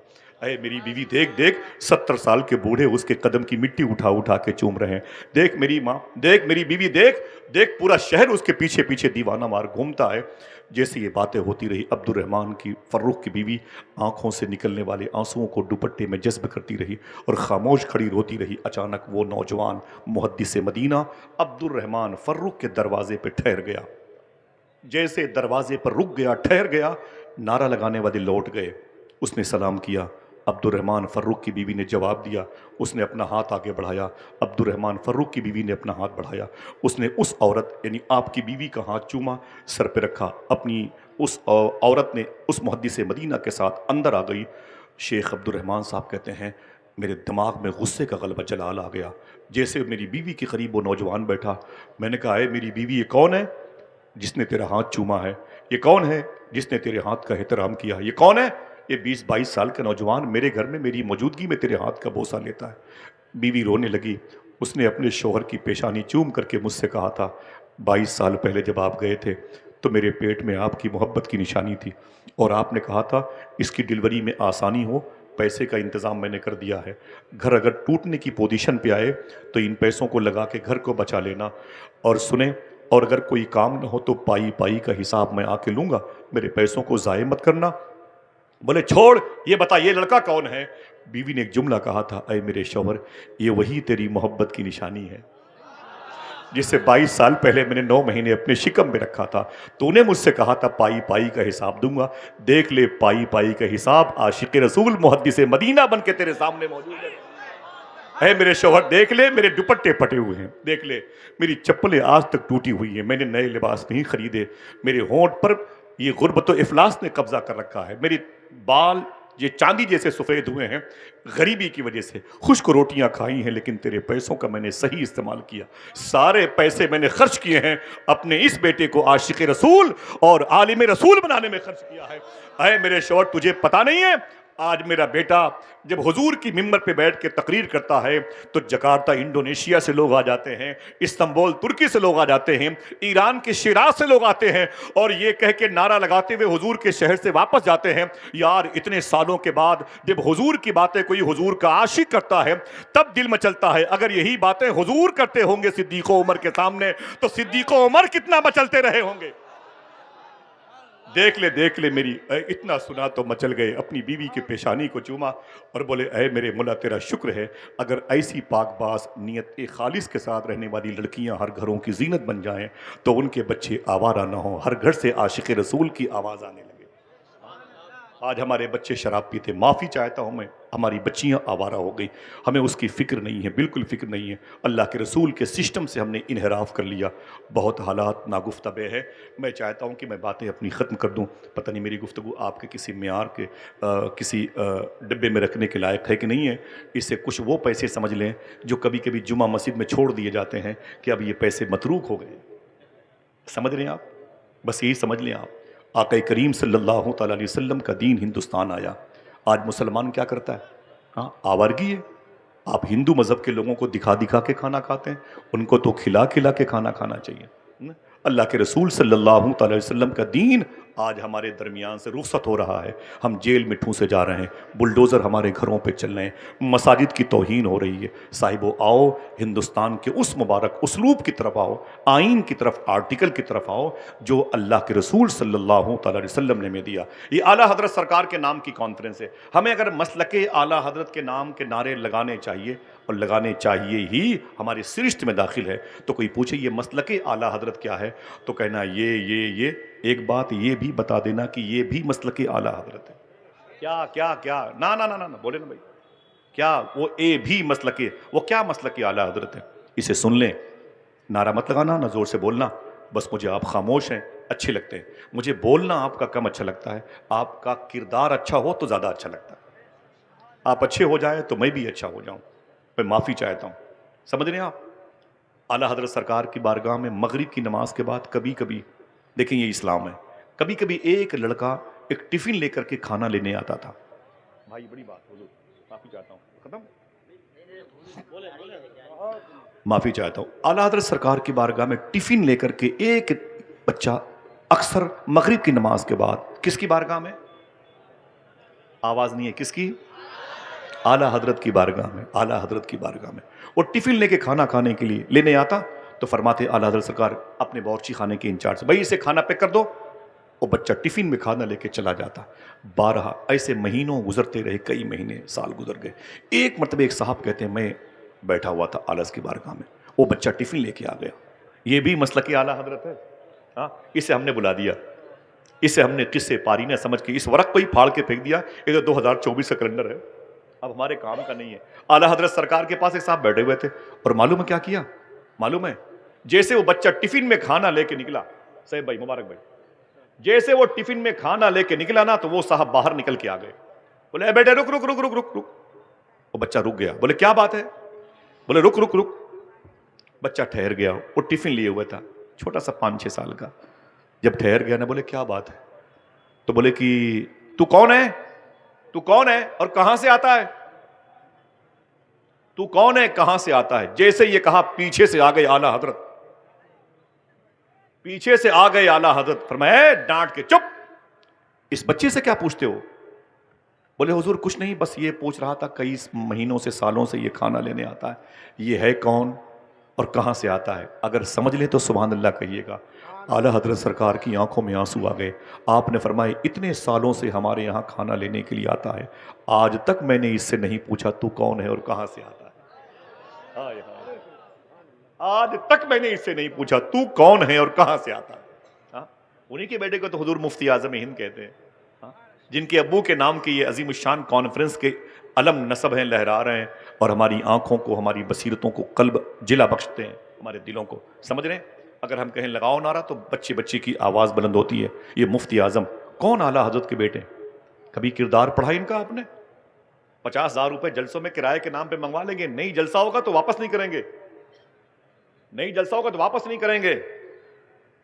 آپ نے بھی اور ہم نے بھی اپنے بھائیوں کی بہنوں کی زمینوں پر غصب کر لیا. یہی اسلام ہے؟ مجھے بتائیں. اگر آپ اعلیٰ حضرت کے مسلک سے محبت کرتے ہیں تو یہ جملہ بھی یاد کر لیں. بریلی شریف کی زمین پہ یہی اعلیٰ حضرت ہیں، ان کے بیٹے مفتی اعظمین رکشے پہ جا رہے تھے. ایک صاحب نے کہا حضور رکے تو رک گئے. حضور مفتی اعظم، یہ میرے مفتی اعظم ہے. کہا کیا بات ہے؟ کہا حضور یہ 2 روپے آپ کے مدرسہ مظہر اسلام کے لیے چندہ ہے. فرمایا اللہ کافی ہے. نہیں. بولے حضور قبول فرما لیں. کتنے تھے؟ کم سے کم 2 آدمی بولے 2 روپے تھے. 2 روپے. کہا حضور 2 روپے ہے، اسے قبول کر لیں. حضور مفتی اعظم نے اس پیسے کو 2 روپے کو نوٹ تھی اسے صدری کے جیب میں رکھ لیا اور جیسے اپنے مدرسے مظہر اسلام مسجد بی بی پہنچے نا تو آپ نے بلایا مدرسے کے جو مینیجر تھے. کہا ادھر آئیے، یہ ایک صاحب نے 2 روپے مدرسے کے لیے دیے. یہ 60 سال پہلے کی بات ہے. کہا 2 روپے مدرسے کے لیے ایک صاحب نے چندہ دیا ہے. تو جیسے حضور مفتی اعظم نے اپنی جیب میں ہاتھ ڈالا 2 روپے کی اس نوٹ کی جگہ پہ 2 نوٹ نکل آئی. 2 روپے کی 2 نوٹ نکل آئی. تو سرکار مفتی اعظم نے فرمایا ارے، پھر دوسری جیب میں ہاتھ ڈالا تو اس میں سے 2-3 نوٹ نکل آئی. جب اپنے کرتے شریف کی جیب میں ہاتھ ڈالا تو اس میں بھی 1 2 3 4 نوٹ 2 روپے کی نکلتی چلی آئی. تو آپ نے ٹیبل پہ پیسے رکھے اور فرمایا کہ مدرسہ مظہر اسلام کے مینیجر سے کہ اس کے 2 روپے کا کیا ہو گئے، اس کے 2 روپے کیا ہو گئے جو اس نے میرے مدرسے کے لیے دیا تھا. اس کے پیسے تو اس میں گڑ ہو گئے، زم ہو گئے، مدغم ہو گئے، مل گئے، اس کے پیسے کیا ہوئے؟ تو خادم نے کہا حضور کچھ بھی ہو 2 روپے دیا تھا تو کوئی بھی 2 روپے دے دیں. حضور مفتی اعظم نے ایک جملہ ارشاد فرمایا تھا، فرمایا ایسے کیسے کوئی پیسہ دے دے؟ اس نے جو 2 روپے کی نوٹ دے کے کہا تھا اسے مدرسے میں دینا، تو مصطفیٰ رضا کی ذمہ داری ہے کہ اس روپے کو مدرسے میں دے. سمجھ رہے ہیں آپ؟ بولے پھر اس کا علاج کیا ہوگا؟ بولے اس کا علاج ہی کہ میرے پاس جتنے بھی 2 روپے کے نوٹ ہیں میں سب مدرسے میں دے دوں. اللہ اکبر، اللہ اکبر. سمجھ رہے ہیں آپ؟ ان کی بارگاہ میں پلنے والے آج حکومتیں ہمارے خلاف ہیں. ہر حکومت آپ کو کھا جانے کے موڈ میں. اتر پردیش، بہار، جھارکھنڈ کی حکومتیں تو آپ کو انسان نہیں مانتی ہیں. وجہ کیا ہے؟ آپ نے وہ اسلام جو بزرگوں کے پاس تھا اسے ٹھکرا دیا. یہی مفتی اعظم ہند ہے، ان کے لاڈلے خلیفہ تھے مفتی محمد اعظم صاحب رئیس العلماء. نوری مسجد بریلی شریف جنکشن پہ ان کی مسجد ہے. اسٹیشن پہ آئے حضرت، سرکار مفتی اعظم کے لاڈلے پروردہ تھے. اسٹیشن پہ آئے تو جیسے ٹرین پر بیٹھنا چاہتے تھے وہ ٹرین چھوٹنے لگی, ٹکٹ نہیں لیا تھا. وہ جلدی سے ٹرین پہ چڑھ گئے, شاید انہیں لکھنؤ کے قریب میں کہیں جانا تھا. اب بغیر ٹکٹ وہ اپنی منزل پہ آ گئے, بغیر ٹکٹ اپنی منزل پہ آ گئے. اور جب منزل پر بغیر ٹکٹ کے پہنچے تو جب واپسی کی تو آپ نے 2 ٹکٹ خریدے بریلی شریف پہ. 2 ٹکٹ خریدی حضور مفتی محمد اعظم صاحب نے, اور اس 2 ٹکٹ کو جیب میں لے کے سفر کیا. کسی نے پوچھا حضور 2 ٹکٹ کاہے لیے؟ فرمایا جب میں گیا تھا تو بغیر ٹکٹ گیا تھا. میں نے 2 ٹکٹ اس لیے خریدی کہ میں جس ملک میں رہتا ہوں اس ملک کی حکومت کو نقصان نہیں پہنچانا چاہتا. اسے کہتے ہیں اعلیٰ حضرت کا مسلک. آج ہم نے تو پورا کباڑہ کر دیا بھائی. ہماری شناخت جو ہے نا وہ بدنام ہو گئی ہے, ہماری علامتیں بدنام ہو گئی ہیں. آج ہندوستان میں ہم کیا دین پھیلائیں گے؟ بتائیں آپ کیسے دین پھیلائیں گے؟ ہم تو مسواک کرنے کا طریقہ نہیں بتا پائیں گے. آج انڈونیشیا اسلام سے بھرا ہوا ہے, جکارتا ملیشیا اسلام سے بھرا ہوا ہے. کبھی کسی سے پوچھو کہ انڈونیشیا یہ جو لادینیت کا شکار ملک تھا, جہاں پر نہ جانے کتنے دھرم کے فالوور پیدا تھے پائے جاتے تھے, وہ کیسے اذان دینے لگے, تو پتا چلے گا کہ آج سے اور سینکڑوں سال پہلے انڈونیشیا کی بارڈر پہ زمین پر ایک مسلمان قید ہو کر کے انڈونیشیا کی فورس کے انڈر میں گیا, اور 4 سال تک اس مسلمان کو انڈونیشیا کی جیل میں رکھا گیا تھا. 4 سال تک یہ دیش دروہی ہے, یہ جاسوس ہے وغیرہ وغیرہ, یہ خفیہ ایجنسی کا آدمی ہے. 4 سال تک وہ مسلمان انڈونیشیا کی جیل میں تھا. دیکھنا کتنے لوگ سبحان اللہ کہتے ہیں. جب وہ 4 سال کے بعد وہ مسلمان باعزت بری ہوا, تب تک جیل میں 4000 قیدیوں کو کلمہ پڑھا چکا تھا. جب وہ مسلمان انڈونیشیا کی گلی کوچے سے گزرے ہیں تو ہر طرف سے اذان کی آوازیں آنے لگی. ایک پورے شہر میں انقلاب برپا کر دے اور پورا شہر ایک آدمی کو مسلمان نہ کر سکے. کتنا فرق ہو گیا ہے. مجھے بتاؤ اسلام کیسے آگے بڑھے گا؟ خدمت, انسانیت. واصف علی واصف نے ایک بات کہی, اگر مذہب اسلام سے خدمت اور انسانیت نکال دی جائے تو بچتی ہے صرف عبادت. اگر صرف اللہ عبادت کے لیے پیدا کرتا تو فرشتے کافی تھے. اس کا مطلب ہے عبادت کے ساتھ تمہیں اللہ نے خدمت اور انسانیت کے لیے بھی پیدا کیا. اللہ کے رسول کی بارگاہ میں پرندے آ کے اپنے عریضہ پیش کریں اور ہمارے بچے پرندوں کو غلیل کا نشانہ بنائیں. سنیں یہ جانوروں اور پرندوں کے بارے میں اسلام کیا کہتا ہے. فرماتے میرا امام نا کہ جانور بھی کرے ان کی تعظیم, پیڑ سجدے میں گرا کرتے ہیں. آپ کچھ نہ کریں, 2 کام کریں. اگر سچ بولنا شروع کر دیں اور حلال کھانا شروع کر دیں تو انشاءاللہ تمہارے پیسوں سے قوم کی انسانیت کی خدمت ہوتی رہے گی. پھر سے یہ مزاج جو مبارک اسلام کے چہرے کا ہے وہ لوٹ آئے گا انشاءاللہ. ہاں, آپ جس اسلام کو اپنے گھروں میں لے کے آئے ہو, کبھی سوچا یہ ہندوستان میں اسلام کیسے آیا؟ بہت لمبی گفتگو ہے میری, لیکن میں باتیں 1 منٹ میں بھی اشارہ ہوگا ختم کر دوں گا, بس 1 سیکنڈ میں ختم کر دوں گا. میری بات آپ ایک بات مان لیں, اس ہندوستان میں اسلام کیسے آیا؟ وعدہ کرو اس پر عمل کرو گے انشاءاللہ. ہر جلسوں میں نہ جایا کرو, لیکن جو باتیں جلسوں میں سنو اسے عمل کر لو, تاکہ ہر رات جلسوں میں جانے کا ثواب گھر بیٹھے ملتا رہے انشاءاللہ. بولے معمولی بھیڑ ہے, بتائیے آپ, تاحد نگاہ لوگ ہیں, پھیلی ہوئی زمین ہے, اس لیے آپ کو احساس نہیں ہے. سمجھے, سمٹی ہوئی زمین ہوتی تو آپ کو پتا چلتا کہ کتنی بھیڑ ہے. الحمدللہ رب العالمین اتنے لوگ ہیں. اگر تھوڑا سا حضور کا دین سیکھ لیا, یہی ہندوستان ہے جہاں آج سے 1350-1400 سال پہلے اسلام آیا تھا. کیسے آیا تھا بتاؤں کہ باتیں ختم کر دوں؟ سب سے بہتر دین, ہاتھ اٹھا کے بولو, سب سے بہتر دین اسلام. کون سا اسلام؟ کیسا اسلام؟ مجھے بتائیں آپ. علماء کرام چلے جائیں تو پھر ان کے چپلوں پر آپ پتھر مارتے, ان کی ٹوپیوں کا مذاق اڑاتے, اپنی بوڑھی ماں کے لباس پر مذاق. ابھی ایک صاحب نے خدا قسم اپنی ماں کو بیلٹ سے مارا تھا. بتائیں آپ مجھے, ہم جلسوں میں کس کی بات کریں؟ آپ مجھے بتائیں. الہ آباد میں منصور پارک پر ایک قبر کے اوپر ایک صاحب بیٹھے ہوئے تھے اور وہ تاش کھیل رہے تھے. قبر کے اوپر تاش کھیل رہے تھے. کسی نے کہا تو قبر کے اوپر بیٹھا ہوا ہے. بولے تو کیا ہوا, تیرے باپ کی قبر ہے؟ تو رو کے بولے خدا کی قسم یہ میرے باپ کی نہیں, تیرے باپ کی قبر ہے.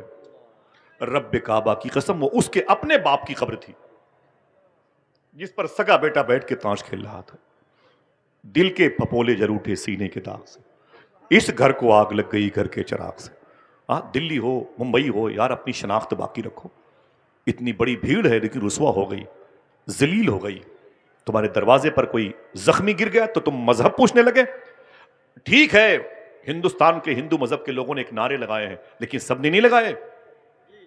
ایک بات یاد کر لو، یہ نعرے سب ہندو مذہب کے لوگوں کے نہیں ہیں. کچھ شرپسند قسم کے لوگ ہیں ہندوستان کے مسلمانوں کی دکانوں سے سامان نہ خریدو، یہ ان کے نعرے ہوں گے. لیکن وعدہ کرو آج آپ اس عظیم الشان کانفرنس میں ہم کسی بھی ہندو اور مسلمان غریب دکانوں سے ہمیشہ سامان خریدتے رہیں گے انشاءاللہ. دل سے بولو انشاءاللہ.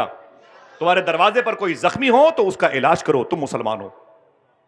تمہارے دروازے پر اگر کتا زخمی ہو تو اس کا علاج کرو، کتا بھی زخمی ہو. معلوم ہے آپ کو، فرماتے ہیں صوفی سلطان میاں شاہ صاحب قبلہ، جس دروازے پر کتے بھوکے سوتے ہیں ان کی تیسری نسلیں بھوکی سوئیں گی. فرماتے جس کے دروازے پر فقیروں کی صدائیں اندر نہ جانے پائیں ان کی گھر کی جو بچیاں ہیں نا، بچے ہمیشہ بیمار رہتے ہیں. آپ کو نہیں پتا ان جانوروں کے بارے میں؟ ہمارے بچے لاٹھیاں لے کے ان کے ہاتھ پاؤں توڑتے رہتے ہیں. آج سے 900 سال پہلے بغداد شریف سے 550 کلومیٹر کے فاصلے پر ام عبیدہ ناصریہ کی زمین ہے جہاں پر ایک بزرگ لیٹے ہوئے ہیں جن کو شیخ کبیر احمد رفاعی کہتے ہیں. شیخ کبیر احمد رفاعی کہتے ہیں. پھر سنیں آپ، شیخ کبیر احمد رفاعی کہتے ہیں. نام کوئی لے سکتا ہے؟ آدھا ہی بول دو، شیخ کبیر احمد. بولو بھائی، شیخ کبیر احمد. معلوم ہے کتنے بڑے بزرگ ہیں؟ 900 سال پہلے مدینہ شریف گئے تھے حضور کی بارگاہ میں اور جا کے روضے مصطفیٰ کے قریب بولے سرکار، سلام کیا. کہا سرکار بہت دور سے آیا ہوں، بصرہ ام عبیدہ ناصریہ بغداد عراق سے آیا ہوں. وہاں جب میں سلام کرتا تھا تو فرشتے سلام کا جواب لے کے آتے تھے.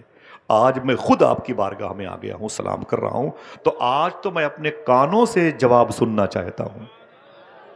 کانوں کا مطلب سمجھا ہوگا تب نہ بولتے سبحان اللہ، بیٹھے ہوئے نعرہ لگانے کے لیے.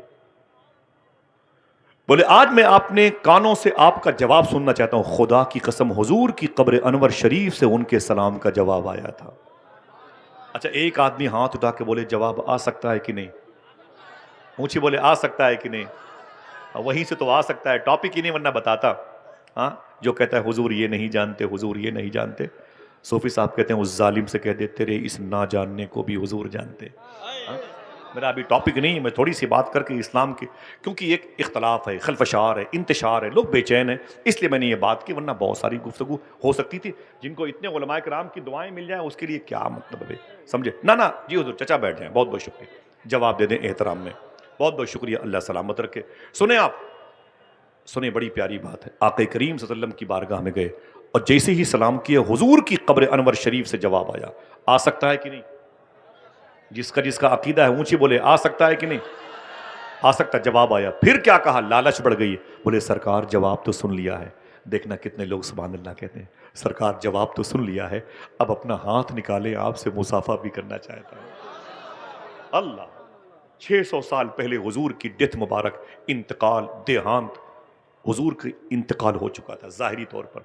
وہاں جا کے بولتے ہیں سرکار اپنے مبارک ہاتھوں کو نکالے، میں آپ کے ہاتھوں کو چومنا بھی چاہتا ہوں. خدا کی قسم پوچھو مشائخ سے، قبر رسول پھٹ گئی، حضور کے دونوں ہاتھ باہر آ گئے. آ سکتے ہیں کہ نہیں؟ جس کا عقیدہ اونچی بولے حضور کے دونوں دستہائے نور باہر آئے. شیخ کبیر احمد رفاعی کہتے میں نے حضور کے مبارک ہاتھوں کو چوما. سبحان اللہ. اب میرا ٹاپک یہ نہیں، ورنہ میں آپ کو بصرہ ہی میں رکھتا. میں نے کئی مرتبہ ان کی مدار شریف پر حاضری دی ہے. لمبا سفر ہوتا ہے بغداد شریف سے، 25 گھنٹے لگتے ہیں آنے جانے میں. بسوں پہ بڑی بڑی زیارت گاہیں ہیں. وہیں پر تو ان علماء کے دلوں کے میں چراغ جلانے والے امام ابن سیرین آرام کر رہے ہیں. وہیں پر تو خواجہ حسن بصری مولا علی کے لاڈلے آرام کر رہے ہیں. یہ وہ بزرگ ہیں جنہوں نے حضور کی بیوی امی سلمہ کا دودھ پیا ہے. سبحان اللہ. یہ خواجہ حبیب اجمی کے پیر کامل ہے، داؤد تائی کے دادا ہیں. اگر دل گئے تو سبحان اللہ بولو. سرکار معروف کرخی کے پردادا ہیں، حضور غوث اعظم کے پردادا کے پردادا کے دادا ہیں.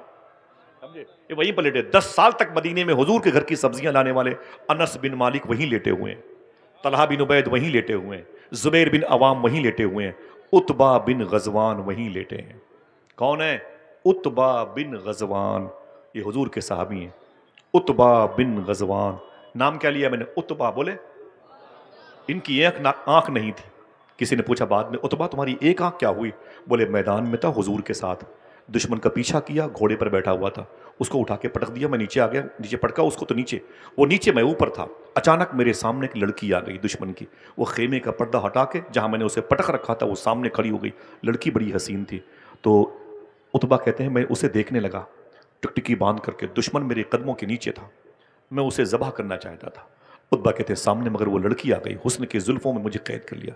وہ لڑکی بڑی خوبصورت تھی، جنگ کے میدان میں اس نے مجھ پر ڈورے ڈالے اور میں اس کو آنکھ بند کر کے ٹکٹکی باندھ کے دیکھنے لگا۔ اچانک مجھے خیال آیا، عتبہ تو یہ کیا کر رہا ہے؟ جن آنکھوں سے حضور کو دیکھتا ہے ان آنکھوں سے فحش لڑکیوں کو دیکھتا ہے۔ میرے دشمن کو چھوڑ دیا، تلوار کو یوں تبدیل کیا اور زور سے اپنی آنکھ پر یوں مارا تو آنکھ کا ڈھیلا میری آنکھوں سے باہر آ گیا۔ جب نیچے گرا میری آنکھ کا ڈھیلا تو میں نے اسے جوتے سے مسل کے یہ کہا، سن، جو آنکھ حضور کے علاوہ کسی اور کو دیکھنا چاہتی ہو میں اسے اپنے ساتھ رکھنا نہیں چاہتا۔ یہ وہی لیٹے ہوئے، چلو گے انشاءاللہ؟ بولو ہاتھ اٹھا کے چلو گے انشاءاللہ؟ اللہ کے ولیوں کی بارگاہوں میں، غوث پاک میں چلو گے انشاءاللہ؟ میرا ٹاپک نہیں ورنہ بتاتا کبھی غوث پاک کی بات ہے، چلیں گے انشاءاللہ؟ بات کریں، بس ختم ہو رہی بات ہے۔ اچھا لگا مجھے آپ سب سے ملاقات کر کے، لیکن دین تھوڑا سا سیکھ کی جائے، کیا بیس تھا جو اسلام پھیلا اور کیا بیس ہے کہ مسلمان رسوا ہو رہے ہیں؟ بس کچھ کرنے کی ضرورت نہیں، آپ پڑھے لکھے لوگ ہیں۔ شیخ کبیر احمد رفاعی واپس آ گئے بصرہ، جب واپس آئے تو کسی نے پوچھا تھا آپ کے اندر خوبیاں کیا ہے کہ حضور نے اپنا ہاتھ چومنے کو دیا؟ اب علماء کرام کے لیے بڑی بات، جتنے لوگ بیٹھے ہوئے سب کی جوتیاں میرے سر کا تاج، سب کی جوتیاں میرے سر کا تاج، ان کی دعائیں مل جائیں تو پھر کیا کہنا۔ الحمدللہ رب العالمین، بغداد میری منزل ہے، میں بہت صبر کر رہا ہوں، غوث پاک کی باتیں نہیں کر رہا ہوں، ہاں میری سرشت میں داخل ہے۔ کاش بغداد میں گھر اپنا بناتے جاتے، دیکھتے آپ کے دربار کو آتے جاتے۔ چلیں گے بغداد شریف انشاءاللہ؟ تقریباً 15 یا 17 دن باقی ہیں مجھے بغداد شریف جانے میں، جاؤں گا تو آپ یاد آئیں گے انشاءاللہ۔ دعا کرو ان سارے مبارک لوگوں کا سلام سیدنا شیخ میں پیش کروں، اور کبھی وہ دن آئے کہ اللہ ہم سب کو صحن قادری میں بیٹھ کر کے غوث پاک کی مجلس سجانے کی توفیق عطا فرمائے۔ ذرا ہاتھوں کو اٹھا کے بولو لبیک یا غوث اعظم، ذرا اونچی آواز میں، اونچی آواز میں ایک مرتبہ پھر سے بولیں۔ بس اب آواز سنبھال کے رکھیں، یہ آوازیں بعد میں کام آئیں گی انشاءاللہ بعد میں۔ بہت بہت شکریہ، بہت بہت شکریہ آپ کا، میں معافی بھائی ہو گیا یہ سب کی طرف سے، میں اسے رکھ لیتا ہوں، ٹھیک ہے بھائی، بہت بہت شکریہ۔ آپ میری بات کو سن لیں، یہ سب سے بڑا نذرانہ ہے۔ میں کہنا کیا چاہتا تھا، شیخ کبیر احمد رفاعی سے کسی نے پوچھا کتنی نمازیں پڑھتے ہو، راتوں کو تنہائیوں میں درود پڑھتے ہو، کتنی بیداری شب بیداری کرتے ہو، کتنی غربہ نوازی آپ کے اندر پائی جاتی ہے، کیا بات ہے کہ آپ کو حضور نے اپنا ہاتھ چومنے کے لیے دیا؟ صاحب بھائی بہت بڑی بات ہے، جتنے طلبہ بیٹھے ہوئے ہیں، یا میری ٹوپی اگر بغداد کی نہ ہوتی تو میں ان کے قدموں کے نیچے رکھتا۔ سن لیں آپ، بولے کیا کرتے ہو شیخ کبیر احمد رفاعی؟ آپ کہ مدینہ شریف میں اللہ کے رسول نے آپ کو اپنا ہاتھ چومنے کے لیے دیا، کیا کرتے ہیں، کیا ہے کوالٹی آپ کے اندر؟ تو شیخ کبیر احمد رفاعی رونے لگے، بولے مجھ سے پوچھتے ہو کس بیس پر حضور نے اپنا ہاتھ چومنے کو دیا؟ بتا دوں آپ کے ہوش ٹھکانے آ جائیں گے۔ کہا ہاں، کہا میں کتوں سے کی بڑی خدمت کرتا ہوں اس لیے حضور مجھ سے محبت کرتے ہیں، کتوں کی خدمت کی وجہ سے حضور مجھ سے محبت کرتے ہیں۔ اللہ اکبر، جس کے دل میں جانوروں کی محبت ہے وہ دست مصطفیٰ کو بوسہ دینے میں کامیاب ہو گیا۔ اگر ہمارے دلوں میں ہمارے بھائیوں کی محبت ہوگی، ہمارے پڑوسیوں کی محبت ہوگی، بولے یار سبحان اللہ، ان علماء کی محبت ہوگی، ان طلباء کی محبت ہوگی، کسی بھوکے کسی پیاسے کی محبت ہوگی، تو کیا ہم ترقی نہیں کریں گے؟ بولو بھائی، ترقی نہیں کریں گے؟ آخری باتیں ختم انشاءاللہ۔ وعدہ کرو اس اسلام کو اپنے گھر لے کے جاؤ گے؟ وہ اسلام جو غریب نواز والا تھا، جو ہمارے پاس ہے نا، وہ ہم نے اپنا خود بنا کے رکھا ہے۔ کوئی بھوکا ہے تو اس کے سامنے کھاؤ، کوئی پیاسا ہے تو اس کے سامنے پیو، کوئی ننگا ہے تو اس کے سامنے برانڈڈ کپڑے پہن کے کھڑے ہو جاؤ تاکہ اس کو ذلیل کرو، اس کو رسوا کرو۔ اس کا کوئی تعلق اسلام سے نہیں، میں معافی چاہتا ہوں۔ کسی کا دھرم پوچھ کر کے اسے روٹیاں دو، کوئی زخمی ہے غیر مسلم ہندو مذہب کا آپ کے دروازے پر چیخ رہا ہے، اسے روٹیاں مت دو۔ یہ کس نے کہہ دیا آپ کو؟ اسلام کیا کہتا ہے؟ ان الدین عند اللہ الاسلام۔ پھیلا کیسے اسلام؟ بس یہ آخری جملہ ہے، ہاتھ اٹھا کے وعدہ کریں انشاءاللہ اس پر عمل کریں گے۔ آیا کیسے اسلام، پھیلا کیسے اسلام، بڑھا کیسے اسلام، مضبوط کیسے ہوا اسلام، اور آج ہم ہی اس کے ماننے والے ہیں، ہم ہی راندے درگاہ ہو گئے۔ اسی مالابار کی زمین پر کیرلا کے علاقے میں آج سے تقریباً 1400 سال پہلے اسلام آیا تھا۔ یہ 2 منٹ کی بات ہے، کر دوں؟ اجازت ہے؟ بس بھائی، میں اپنے میرے بھائی کی نظامت ہے اور علاقے کے علماء کرام تشریف فرمائیں، بس میری دعا ہے کہ اللہ سب کو چھوٹی سی تنخواہوں میں خوب برکتیں عطا فرمائے۔ ٹھیک ہے, آخری جملہ, اجازت ہے ذرا پھر سے بولیں, اجازت ہے, باتوں کو سنیں گے انشاءاللہ. یہ مالابار کی زمین تھی, مسلمانوں کا چھوٹا سا قافلہ مدینہ شریف کے قریب سے حجاز شریف سے آیا تھا اور آنے کے بعد وہ جیسے ہی ساحل سمندر سے نکل کر کے باہر آئے, سمندر کی لہروں سے آگے بڑھے, کنارے کے پانی سے وضو کیا اور مصلے بچھائے اور اذان دے کے نماز شروع کر دی. ہندو مذہب کے لوگ جمع ہو گئے, بولے آپ لوگ کون ہیں؟ بولے ہم مسلمان ہیں. یہ کیا ہے؟ بولے ایک مذہب ہے, قرآن کو فالو کرتے ہیں, اللہ کے رسول کو فالو کرتے ہیں. اچھا ٹھیک ہے, کہاں سے؟ بولے عرب شریف سے آئے ہیں. کیا کرنے؟ بزنس کرنے. یہ 1400 سال پہلے کی بات ہے. مالابار یہ کیرلا کا علاقہ ہے. بولے کیا کرنے؟ بولے بزنس کرنے. بزنس میں کیا سامان لے کے آئے ہو؟ جوتے چپل کیا ہے بھائی, کیا ہے؟ تو بولے میں کپڑے لے کے آیا ہوں عرب شریف سے. بولے اچھا, یہ کپڑے کتنی قیمت رکھتے ہیں؟ تو بولے کہ ہر گٹھر میں ایک سیمپل کے طور پر کپڑا ایک پیس باہر ہے, اس پہ قیمت لکھی ہوئی ہے, یہ ٹیری کاٹ, یہ پولیسٹر, یہ کاٹن کا ہے, یہ جارجٹ کا ہے, یہ مخمل کا ہے, وغیرہ وغیرہ, یہ ٹھنڈا ہے, یہ گرم ہے. تو ہر گٹھر پہ اس کی قیمت سیمپل پہ لکھی ہوئی تھی. ایک گٹھر جو بڑا قیمتی سیمپل لیے ہوئے چمک رہا تھا, اس کے پاس ہندو بھائی گئے. بولے کہ یہ کیا ہے بھائی؟ بولے اس کے اندر بھی کپڑا ہے. بولے کون سا؟ بولے مخمل کا کپڑا ہے. بولے اس کی قیمت؟ بولے یہ سب سے سستا کپڑا ہے. یہی ہے کہانی کا دار و مدار. بولے یہ کپڑا سب سے سستا ہے جو اس کے اندر ہے صاحب بھائی, سب سے سستا کپڑا ہے. تو ہندو مذہب کے لوگوں نے کہا مخمل کا ہے؟ بولے ہاں. بولے ریئل ہے؟ بولے ہاں. بالکل اوریجنل بولتے ہو؟ بولے ہاں بالکل ریئل ہے, اس کے اندر مخمل کپڑا دھوکہ تھوڑی دیں گے. تو بولے کہ ہمارے ملک ہندوستان میں یہ کپڑا بہت مہنگا بکتا ہے, یہ کپڑا بہت مہنگا بکتا ہے. اے عرب سے آنے والے مسلمانوں, اسے سب سے سستا کہہ کے کیوں بیچتے ہو؟ تو آنے والوں نے کیا کہا, حضور کے شہر سے آنے والوں نے, بات یہ ہے کہ اس پورے گٹھر میں 1 فٹ کپڑا خراب لپٹا ہوا ہے. 1 فٹ کپڑا پورے گٹھر میں خراب لپٹا ہوا ہے. پھر سننا خاموشی سے, کوئی بولے گا نہیں. تو ہندو مذہب کے لوگوں نے کیا کہا, عجیب بات ہے یار, کپڑے کا تھان اندر سے خراب ہے؟ بولے ہاں اندر سے ایک بالش سے 1 فٹ خراب ہے. تو ہندو مذہب کے لوگوں نے کیا کہا, عجیب بات ہے, اپنے عیب کو چھپا کر مال بیچنا مجھ کو آتا ہے, اپنے عیب کو بتا کر مال بیچنے کی ٹیکنیک تم نے کہاں سے سیکھ لی ہے؟ پھر سے سن, پھر ریورس کرتا ہوں, سنیے گا, ہنگامہ نہ کیجیے گا. اپنے عیب کو بتا کر مال بیچنے کا طریقہ مجھے آتا ہے, اپنے عیب کو ظاہر کر کے مال بیچنے کی ٹیکنیک تم نے کہاں سے سیکھ لی ہے؟ اب اگر دل کہے تو سبحان اللہ کہنا. عرب سے آنے والوں نے کہا یہ بات ہمیں آمینہ کے لال نے بتائی ہے. کہا آمینہ کے لال؟ کہا کس نے کہا؟ محمد عربی صلی اللہ علیہ وسلم نے بتائی ہے. تو ہندو بھائیوں نے کہا ان میں محمد کون ہے؟ آنکھوں سے آنسو آ گئے. بولے کیسی باتیں کر رہے ہو, وہ تو مدینہ شریف میں, وہ کیوں نہیں آئے؟ تو پھر رونے لگے. بولے آپ کو علم نہیں ہے؟ بولے کیا؟ بولے ہمارے آقا نبیوں کے سردار انتقال کر گئے, وہ اپنی قبر شریف میں آرام کر رہے ہیں, اپنی قبر شریف میں آرام. جی کیا بات ہے, کیا کرنا ہے جی؟ کیا ہم کو کچھ بولنا ہے اس بچے کے بارے میں؟ تو کیا بولے کہ بچہ بچھڑ گیا کہ اس کے ماں باپ بچھڑ گئے ہیں؟ ہاں یہ اعلان صحیح تھا. ہاں بیٹا بیٹھ جاؤ, دیکھیں بھائی اسکرین کے ذریعے سے کوئی دیکھے میری ماں بہنیں, تو کمیٹی والوں کی ذمہ داری, یہیں بٹھا دو, یہیں بٹھا دو, یہیں بٹھا دو, یہیں پہ بٹھا دو, یہیں بٹھا دو. ذمہ دار لوگ ذرا محبت سے کہہ دیں سبحان اللہ. یہ اعلان تو جھوٹا ہے نا بھائی کہ بچہ بچھڑ گیا ہے. ہاں بچہ تو سامنے موجود ہے, بچے کے ماں باپ بچھڑ گئے. ٹھیک ہے, ان الدین عند اللہ الاسلام. اونچی بولے سب سے بہتر دین, ہاتھوں کو اٹھا کے بولے سب سے بہتر دین, ختم بات. ٹھیک ہے, اللہ آپ کو سلامت رکھے. بولے کہ بات کیا ہے؟ بولے بات یہ ہے کہ یہ قانون اللہ کے رسول کا ہے, محمد عربی کا. بولے محمد کہاں اس میں؟ تو بولے وہ تو یہاں نہیں, مدینہ شریف میں. وہ کیوں نہیں آئے؟ رونے لگے. بولے وہ نہیں آئے, ان کا انتقال ہو گیا ہے. بولے عجیب بات ہے یار, تم کون سے دھرم کے فالوور ہو؟ مسلمانوں سے بولے ہندو بھائی تم کون سے دھرم کے فالوور ہو؟ بولے کیا ہوا؟